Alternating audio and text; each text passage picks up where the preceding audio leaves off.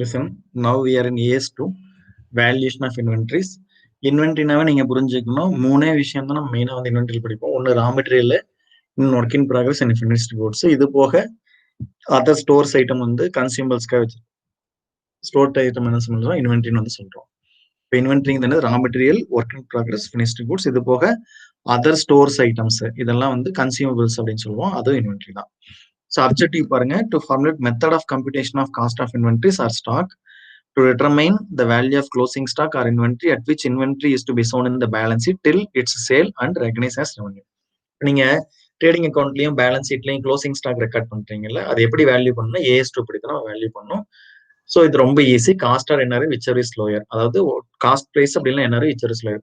அப்ப காஸ்ட் பிரைஸ்ல எதெல்லாம் இன்க்ளூட், அப்ப purchase cost plus conversion cost, இது போக other cost include in bringing the inventory to the present location and condition. இந்த மாதிரி காஸ்ட்லாம் நம்ம வந்து காஸ்ட்ல வந்து இன்க்ளூட் பண்ணணும். ஸோ அதெல்லாம் இந்த ஸ்டாண்டர்ட்ல வந்து தெளிவாக எதெல்லாம் காஸ்ட், எதெல்லாம் என்ஆர்வி. ஸோ என்ஆர்வி எப்படி வந்து கண்டுபிடிக்கிறது அப்படிங்கிற மாதிரிலாம் சொல்லுவாங்க. Let we check.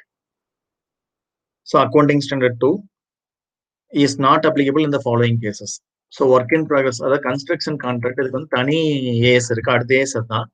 So construction contract தனி ஏஎஸ் இருக்கு, அதனால அது வந்து அந்த அதுல இருக்கிற இன்வென்ட்ரிஸ், அதாவது பில்டிங் அந்த மாதிரிலாம் இருக்கு பார்த்தீங்களா, அதெல்லாம் இங்க அப்ளிகபிள் ஆகாது.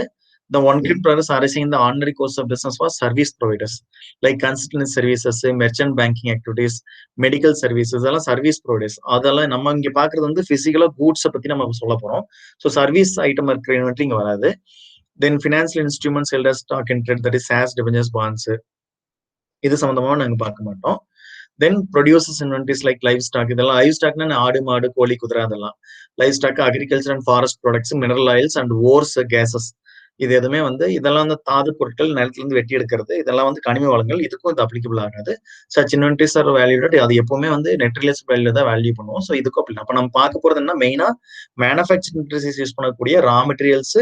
ஸோ அது வந்து பாதி ஒர்க் நடந்து கம்ப்ளீட் ஆகாம இருக்கிற ஒர்க் இன் ப்ராக்ரஸ், தென் டோட்டலா ஃபினிஷ் பண்ணி வச்சிருக்க ஃபினிஷ்டு குட்ஸ்க்கு எப்படி வந்து வேல்யூ பண்ணணும். Simple formula, cost or NRV whichever is lower. Inventories include, எதெல்லாம் இன்வென்ட்ரிஸ்ல உள்ள வரும்னு சொன்னா, held for sale in the ordinary course of business, that is finished goods, held in the process of production of sales, raw materials and work in progress in the form of materials and supplies in the consumed in the production process or in the event of rendering services, stores, spares, raw materials, consumables. இது எல்லாமே வந்து என்ன ஆகும்னா இதுல display ஆகும் அப்படின்னு சொல்லி. Inventories do not include machinery. So மெஷினரியோட ஸ்பேர் பார்ட்ஸ் இதெல்லாம் வந்து இன்வென்ட்ரியில் வந்து வராதுன்னு சொல்றோம். ஸோ அப்ப என்ன சொல்றோம், raw material, work in progress, finished goods, இந்த மூணு தான் வந்து இன்வென்ட்ரின்னு சொல்றோம். அதான் அப்படி சொல்லியிருக்காங்க. Spare parts and servicing equipments inventories consist of goods purchased and held for resale. Listen here, goods purchased and held for resale. So purchase பண்ணி சேல்ஸ்க்காக வச்சிருக்கீங்க. Inventories also finished goods produce, மேல பார்த்தா தான் finished goods produced or work in progress being produced by the enterprise include material, maintenance supplies, consumables and loose tools held in the use of production process. நீங்க வச்சிருக்கிறது எல்லாமே எடுத்துக்கலாம்னு சொல்றோம். Inventories do not include, listen here, spare parts உள்ள வரக்கூடாது. Servicing equipment, standby equipment which meet definition of property plant, அதெல்லாம் AS10ல cover ஆகும். So இதெல்லாம் spare parts, servicing equipment, standby எக்யூப்மெண்ட்லாம் இங்க வந்து கவர் ஆகாதுன்னு சொல்றோம். தென் machinery spares are not specific to a particular item of fixed asset and which can be used generally for various item of fixed assets should be treated as inventories. Listen, machinery spares வந்து அந்த நட்டு bolt அதெல்லாம் common எல்லாத்துக்கும் use பண்ற மாதிரி அதையும் நம்ம வந்து இன்வென்ட்ரி எடுத்துக்கலாம். அப்ப ஸ்பெசிபிக் மெஷினரிக்கு யூஸ் பண்ணீங்கன்னா அது இன்வென்ட்ரி எடுத்துக்கூடாது. எல்லாத்துக்கும் காமனா யூஸ் பண்றோம்னா AS2 படி அது இன்வென்ட்ரி பண்ணி நீங்க எடுத்துக்கலாம். Such machinery spares should be charged to the statement of P&L and when issued for consumption in the ordinary course of operation. அது வந்து கன்சம்ஷன் கொடுத்தீங்கன்னா அது P&L அக்கௌண்ட்ல நீங்க ரைட் ஆஃப் பண்ற மாதிரி இருக்கணும். அது அஸ்டா ட்ரீட் பண்ணணும். அஸ்டா ட்ரீட் பண்ண AS10க்கு போயிடும். P&L எடுத்து போனா மட்டும்தான் வந்து AS2 கீழே கொண்டாடுவோம். Inventory should be valued at cost or NRV whichever is lower. அப்ப ஸ்டெப்ஸ் என்னது, ஃபர்ஸ்ட் காஸ்ட் ஆஃப் இன்வென்ட்ரி கண்டுபிடிக்கணும், அதுக்கப்புறம் என்ஆர்வி கண்டுபிடிக்கணும், அதுக்கப்புறம் ரெண்டையும் கம்பேர் பண்ணி இந்த ரெண்டுல எது லோயர் வேல்யூ அப்படிங்கறது எடுக்கணும். ஐட்டம் பை ஐட்டம் பேசிஸ் கூட எடுத்துக்கலாம், அப்படி இல்லைன்னா குரூப் ஐட்டம் பேஸ் பண்ணி கூட நீங்க எடுக்கலாம். அப்ப காஸ்ட் ஆஃப் பர்ச்சேஸ், காஸ்ட்னா என்ன, cost of inventory include purchase cost, conversion cost, other cost include in bringing the inventories to the present location and condition. இந்த டிரான்ஸ்போர்ட்டேஷன், கேரேஜ் எல்லாம் பண்ணுவீங்கல்ல, கன்வர்ஷன் காஸ்ட்னா மெஷின்ல போட்டு அதை கன்வெர்ட் பண்றீங்களா அதுக்காக. Then cost of purchase includes purchase price, duties and taxes, freight inward, other expenditures directly attributed to the acquisition, less duties and taxes. Suppose வந்து உங்களுக்கு சென்வல் credit, refundable, GST repayment அப்படிலாம் கொடுத்தாங்கன்னா, டியூட்டி டிராபேக் அதெல்லாம் கொடுத்தாங்கன்னா, அப்புறம் trade discount, தென் ரிபேட்டட், duty drawback இதெல்லாம் கொடுத்தாங்க, இதெல்லாம் கழிச்சுக்கேன். அப்படி டியூட்டிஸ் அண்ட் டாக்ஸஸ் கட்டினதா நீங்க வந்து கிரெடிட்லாம் எடுக்க முடியாதுன்னா அதை வந்து ஆட் பண்ணிக்கங்க. இது பர்ச்சேஸ் காஸ்ட். அப்ப purchase price, duties and taxes, freight inward, other expenditures directly attributable to the acquisition. அதுல இருந்து எதெல்லாம் கழிக்கணும், duties and refundable duties and taxes, அதே மாதிரி trade discount, rebate, duty drawback. இது எல்லாமே ரிபேட்னாலும் டியூட்டி ட்ராபேக் எல்லாமே வந்து ரீஃபண்ட் தான் அர்த்தம். ஏன்னா அதர் சிமிலர் ஐட்டம்ஸ். கன்வர்ஷன் காஸ்ட்னா cost directly related to the units plus systematic allocation of fixed and variable production overheads that are incurred in converting the raw material into finished goods. அப்ப ரா மெட்டீரியல் நீங்க finished goods convert பண்றதுக்கா செலவு பண்றதெல்லாம் conversion காஸ்ட்னு சொல்றோம். அதுல fixed production overheads means indirect, நீங்க சொன்னாங்கல்ல இந்த ஃபிக்ஸ்டு வேரியபிள்னு சொன்னாங்க, அதை சொல்றாங்க. Fixed production overheads means indirect cost of production that remains relatively constant regardless of volume of production. Allocation of fixed production overheads is done in a normal capacity base பண்ணி allocation வந்து பண்ணணும்னு சொல்றாங்க. Then variable production overheads means indirect cost of production that varies nearly directly with the volume of production. Allocation of variable production overheads is done on actual production based பண்ணி அதை பண்ணணும்னு சொல்றாங்க. In case of joint products, when the cost of inventories of each product is not identifiable separately, அப்ப joint product போது செப்பரேட்டா வந்து உங்களால கண்டுபிடிக்க முடியலன்னா total cost of conversion is allocated between the products in the rational of consistent basis.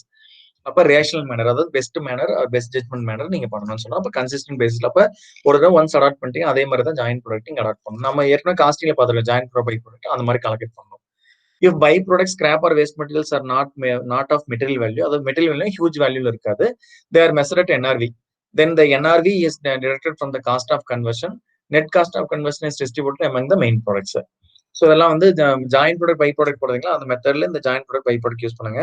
By ப்ராடக்ட்ல இருந்து வர்ற இது இருக்குல்ல, அந்த இதை வித்து அதுல வர்ற இதை கன்வர்ஷன் காஸ்ட்டுக்கு ஏதாவது செலவு பண்ணிருந்தீங்க, அதை கழிச்சுட்டு மீதி இருந்ததுன்னா வேல்யூ இருந்ததுன்னா அதை வந்து மெயின் ப்ராடக்ட்ல அலோகேட் பண்ணி கொடுத்துருங்கன்னு சொல்றாங்க. இப்போ பை ப்ராடக்ட்ல வரது லிசன், பை ப்ராடக்ட்ல sale value by product minus அதை சேல்ஸ் பண்றதுக்கு அடிஷனல் காஸ்ட் அதை இன்கர் பண்ணி அதை கழிச்சுட்டு மீதி வர ரியலைசபிள் வேல்யூ வந்து மெயின் ப்ராடக்டோட ப்ரொபோர்ஷன்ல பிரிச்சு கொடுத்துருங்கன்னு சொல்றாங்க. Other cost include in bringing the inventories to the present location and conditions, that is items that to be excluded from the cost of inventories. So அதாவது அதர் காஸ்ட்ங்கிறது இது போக வேற ஏதாவது காஸ்ட் அந்த இன்வென்டரி வந்து பிரசன்ட் லொகேஷன் கண்டிஷன் கொண்டு incur பண்ணிருந்தீங்கன்னா அதை வந்து இன்க்ளூட் பண்ணிக்கங்க. பட் இதெல்லாம் வரக்கூடாது, அப்நார்மல் ஐட்டம் வந்து வரக்கூடாது லிசன் ஹியர். அதே மாதிரி ஜென்ரல் அட்மினிஸ்ட்ரேட்டிவ், ஜென்ரல் சேல்ஸ் அந்த ஓவர் ஹெட்ஸ் எல்லாம் வரும். ப்ரொடக்ஷன் ஓவர் ஹெட்ஸ் வரலாம், ப்ரொடக்ஷன்ல ஃபிக்ஸ்டு வேரியபிள் எடுத்துக்கலாம். ஆனா வந்து admin overhead, distribution overheads எல்லாம் அதுக்கு இன்வென்டரி சம்மந்தமே இல்லை, இதெல்லாம் வரக்கூடாது. Listen, abnormal amount of waste materials, labour, other production cost, storage cost, administrative, selling and distribution overheads, interest and borrowing cost. AS16 உங்களுக்கு கிடையாதுங்க, பட் தெரிஞ்சுங்க borrowing cost இருக்கு. ஸோ அதுல வரக்கூடிய பாரோயிங் காஸ்ட் வந்து should not form part of inventory. இதே வந்து என்ன சொல்றது, cost to be included can form part of cost. AS16 அதை இன்க்ளூட் பண்ணலாம்னு சொல்லியிருந்தாங்கன்னா ஃபார்ம் பார்ட் ஆஃப் காஸ்ட். அது மெயினா என்ன சொல்லுவாங்க, இந்த பீரு அப்புறம் ரைஸ், டிம்பர் இதெல்லாம் வந்து பாத்தீங்கன்னா நாளாக தான் அதோட வேல்யூ இன்க்ரீஸ் ஆகும். ஸோ இதெல்லாம் வாங்கி ஸ்டாக் வச்சிருந்தீங்கன்னா, அது வந்து லோன் வாங்கி ஸ்டாக் வச்சிருந்தீங்கன்னா அதுக்கு வட்டி கட்டினீங்கன்னா அதை வந்து எடுத்துக்கலாம். But other than beer, rice, timber இந்த மாதிரி வந்து நீங்க வந்து பர்பஸாவே வந்து அதை வந்து அதாவது அதோட குவாலிட்டி இம்ப்ரூவ் பண்றதுக்காக வச்சிருந்தீங்கன்னா இன்க்ளூட் பண்ணிக்கலாம். இல்லைன்னா நீங்க அதை வந்து interest and borrowing cost include பண்ணக்கூடாது. ஜென்ரலா interest and borrowing cost should not form part of cost of இன்வென்டரின்னு சொல்றோம். அப்ப அப்நார்மல் காஸ்ட் வரக்கூடாது, storage cost, administrative overheads, selling and distribution overheads, interest and borrowing cost வரக்கூடாது. பட் பீர், டிம்பர், ரைஸ் இதெல்லாம் வந்து நீங்க வேணும்னே வந்து வாங்கி அதோட வேல்யூ இன்க்ரீஸ் பண்றதுக்காக பழசா தான் வேல்யூ இன்க்ரீஸ் ஆகும். ஸோ அதுக்காக வச்சிருந்தீங்கன்னா அப்ப இன்ட்ரெஸ்ட் காஸ்ட் அதை சேல் பண்றதுக்கு இன்க்ளூட் பண்ணிக்கலாம். காஸ்ட் ஃபார்முலா என்னன்னா, specific identification method means directly link to the cost of specific item of inventories. அப்ப நிறைய மெத்தட் இருக்கு, FIFO, LIFO, weight, simple average, இதெல்லாம் வந்து காஸ்டிங் நம்ம படிச்சிருப்போம். ஸோ இங்க என்ன சொல்றாங்கன்னா, அந்த மாதிரி ஸ்பெசிபிக் ஐடென்டிஃபிகேஷன் பிரைஸ் மெத்தட்னா ஒவ்வொரு லாட்டும் என்ன பிரைஸ்ல வாங்கினீங்கன்னா அந்த பிரைஸ்லயே வந்து வேல்யூ பண்ணீங்கன்னா அது ஸ்பெசிபிக் ஐடென்டிஃபிகேஷன் பிரைஸ் மெத்தட். அப்ப ஒவ்வொரு லாட்ல இருந்து இஷ்யூ பண்ணும்போது அந்தந்த லாட் என்ன பிரைஸ் பர்ச்சேஸ் பண்ணுமோ அந்த லாட்ல வேல்யூ பண்ணுவோம். அது ஸ்பெசிபிக் ஐடென்டிஃபிகேஷன் பிரைஸ் மெத்தட். அப்போ அந்த மெட்டீரியல் இந்த காஸ்ட், இந்த மெட்டீரியல் இந்த காஸ்ட் நம்ம அலோகேட் பண்ணுவோம். இதெல்லாம் வந்து நம்ம சம்ம ஏற்கனவே போட்டிருக்கோம். If in any case specific identification method is not applicable, இந்த மெத்தட் அப்ளிகபிள் பண்ண முடியாத போது the cost of inventories is valued by the following methods. என்ன மெத்தட்? FIFO மெத்தட், தென் வந்து weighted average cost method. Specific identification price method adopt பண்ண முடியாத போது FIFO method, weighted average cost method வந்து நீங்க என்ன பண்ணிக்கலாம், யூஸ் பண்ணிக்கலாம். அந்த ஸ்பெசிபிக் ஐடென்டிஃபிகேஷன் பிரைஸ் மெத்தடுக்கு வந்து ரொம்ப சிம்பிள்மா. லிசன், இப்போ வந்து 3 லாட் பர்ச்சேஸ் பண்றீங்கன்னா லிசன் வெரி கேர்ஃபுல்லி. இப்போ வந்து லிசன், ஸோ இது எப்படி sir specific identification price method வந்து எப்படி அடாப்ட் பண்ண? லிசன், இப்போ லாட் 1, இது லாட் 2, இது லாட் 3. இது வந்து லாட் 1 வந்து 10 ரூபாய்க்கு பர் யூனிட், இந்த லாட் 2 வந்து ₹15 பர் யூனிட், ஜஸ்ட் எக்ஸாம்பிள். இது வந்து 12 பர் யூனிட். இப்போ specific identification price method, specific identification price method, inventory value பண்றது. சப்போஸ் இதுல வந்து எல்லாமே 1000 வாங்கியிருக்கீங்க, இது வந்து purchased quantity. Purchased quantity less sales quantity. இதுல வந்து 800 சேல் ஆயிடுச்சு, இதுல 500 சேல் ஆயிருக்கு, இதுல வந்து 600 சேல் ஆயிடுச்சு. அப்ப க்ளோசிங் ஸ்டாக் இதுல 200 க்ளோசிங் ஸ்டாக், இதுல 500 க்ளோசிங் ஸ்டாக், இது 400 க்ளோசிங் ஸ்டாக். ஸோ எத்தனை ரூபாய்க்கு வாங்கினீங்க? 10 ரூபாய்க்கு. அப்ப value of closing stock. Specific identification price வந்து அந்த லாட் என்ன பிரைஸ் வாங்கணுமோ அந்த வேல்யூ. அப்ப 200 into 10 equal to க்ளோசிங் ஸ்டாக்கோட வேல்யூ 2000. லாட் ஒன்னோடது 2000. இது 500 into 15 equal to 7500. அதே மாதிரி 400 into 12 equal to 4800. ஸோ இந்த மெத்தடுக்கு இப்படி வேல்யூ பண்ணா அதுக்கு பேர் என்னது? ஸ்பெசிபிக் ஐடென்டிஃபிகேஷன் பிரைஸ் மெத்தட்னு சொல்றோம். Then already we have discussed FIFO method, LIFO, weighted average cost மெத்தட்லாம் பார்த்திருக்கோம். அதே மாதிரி when it is not practical to calculate the cost, the following methods may be followed as in the cost. Standard cost method. இது வந்து ஒரு price நம்ம ஏற்கனவே some போட்டிருக்கோம். ஒரு ஸ்டாண்டர்ட் காஸ்ட் கண்டுபிடிச்சு அதை வந்து பண்ணுவோம். அப்படி இல்லை ரீட்டைல் மெத்தட் வந்து யூஸ் பண்ணலாம். NRVனா என்னது? NRVனா மார்க்கெட் கொண்டு போய் அந்த வேல்யூ அந்த அசெட் வித்தோம்னா என்ன ரேட் கிடைக்குமா NRV. அப்ப இப்ப அங்கிருந்து மார்க்கெட்டை தூக்கிட்டு போறதுக்கு நம்ம ஏதாவது selling distribution expense additional incur பண்ணணும், அதை கழிச்சுக்கிட்டு மீதி வருது NRV. NRV means estimated selling price இந்த ordinary course of business. Estimated less selling price less estimated cost of completion and estimated cost necessary to make the sale. Suppose listen here இப்போ WIP இருக்கு. இப்போ வந்து இதுக்கு NRV கண்டுபிடிக்கணும். இப்போ ஒரு WIP இருக்கு. WIPயோட வேல்யூ வந்து ஒரு 2000 வச்சுக்கோங்க. இது வந்து ஃபினிஷ்டு குட்ஸா மாத்தணும். ஸோ அப்ப கன்வர்ஷன் காஸ்ட் எல்லாமே எஸ்டிமேட்டட் காஸ்ட் தான். Listen, estimated conversion cost. Suppose வந்து எஸ்டிமேட்டட் காஸ்ட் வந்து ஒரு 1000 ரூபாய் செலவு பண்ணணும் வைங்க. தென் வந்து further selling and distribution overheads.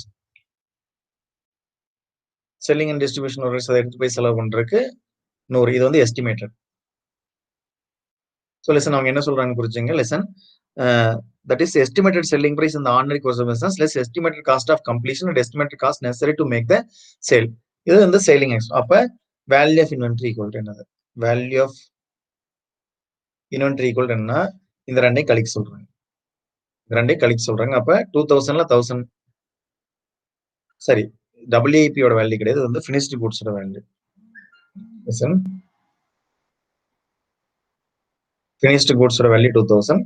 அதுல இன்னும் வந்து எஸ்டிமேட்டட் காஸ்ட் இதப்போ இது ஒரு 3000 எடுத்துக்கங்க. 1000 இது 100 நடக்குதுன்னா அப்ப estimated selling price, estimated finished கூட்ஸோட சேல் வேல்யூ. ஏன்னா ஃபினிஷ்டு கூட்ஸாவே இல்லை WIPல இருக்கு. அப்ப estimated cost of conversion cost. அந்த கூட்ஸ் ஃபினிஷ்டு கூட்ஸா மாத்திரக்கு நம்ம 1000 செலவு பண்ணோம். Then selling 100.